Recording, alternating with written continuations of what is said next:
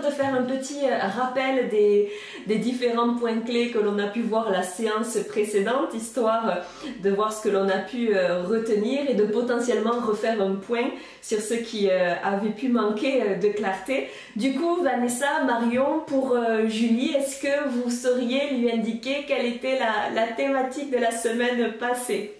Ouais, c'est bien, c'est ça, c'est ça.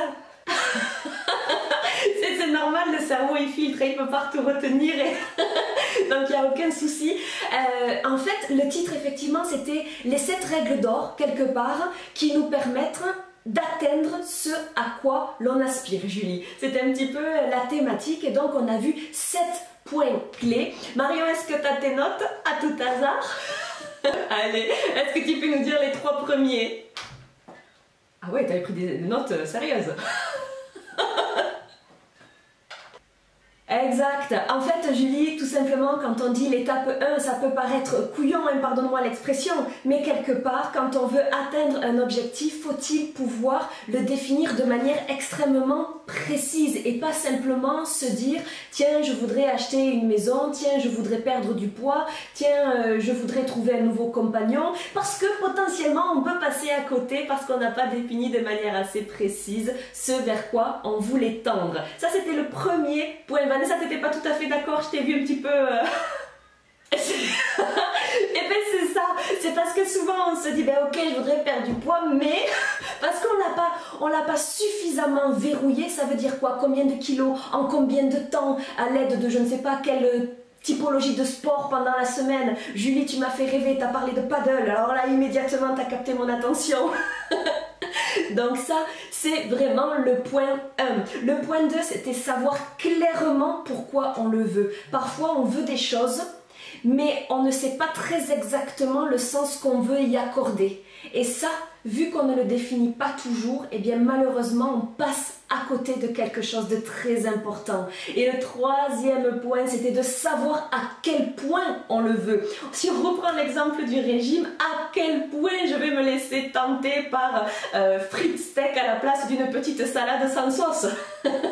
Il faut véritablement savoir jusqu'où on veut aller, dans quelle mesure c'est prioritaire pour nous, parce que bien, le cerveau, il n'est pas inépuisable en termes d'énergie. Donc si concrètement on focus pas notre attention sur les choses les plus prioritaires, ben on risque de s'éparpiller et de ne pas avoir l'énergie requise pour tenir la distance. Parfait, alors est-ce que l'une ou l'autre, Marion ou Vanessa, vous voulez bien me partager le 4e point?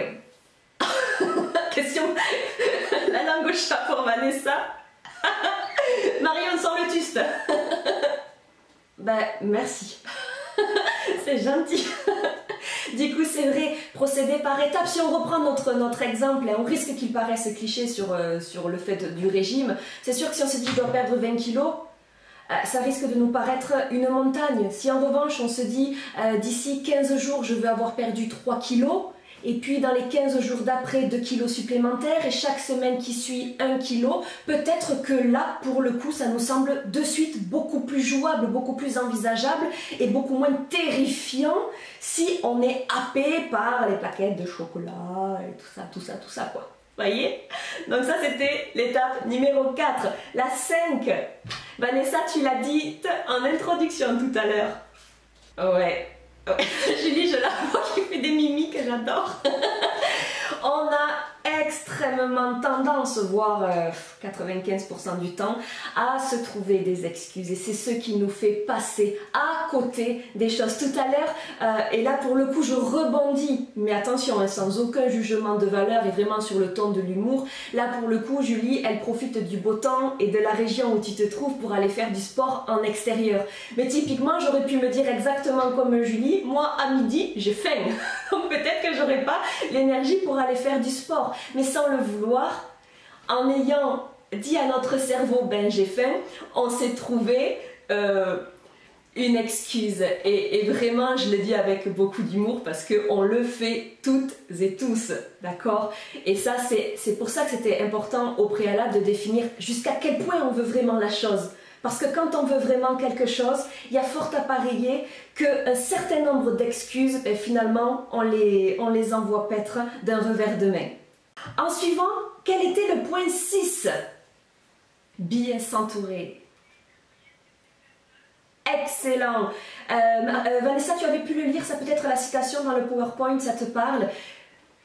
Mais tu as entièrement raison. Jim Rohn, cet auteur, il a dit effectivement on est la moyenne des 5 personnes que l'on côtoie le plus, et je vous avais invité dans le cadre de cette heure passée ensemble à évoquer finalement dans votre tête les personnes que vous côtoyez le plus, à faire le point sur leur statut, leur rémunération, leur nombre d'enfants, leur situation sociale, professionnelle, émotionnelle, qu'importe, hein, vous faites une moyenne globale, il n'y a pas de statistiques à tenir, hein, mais on va se rendre compte que sans le vouloir, on est finalement en la moyenne de ces personnes-là, sauf que quand on veut s'élever, sauf que quand on veut tendre vers des objectifs plus ambitieux ou qui sortent du cadre des repères de la zone de confort de notre entourage, eh bien on va peut-être pas être encouragé à notre juste valeur.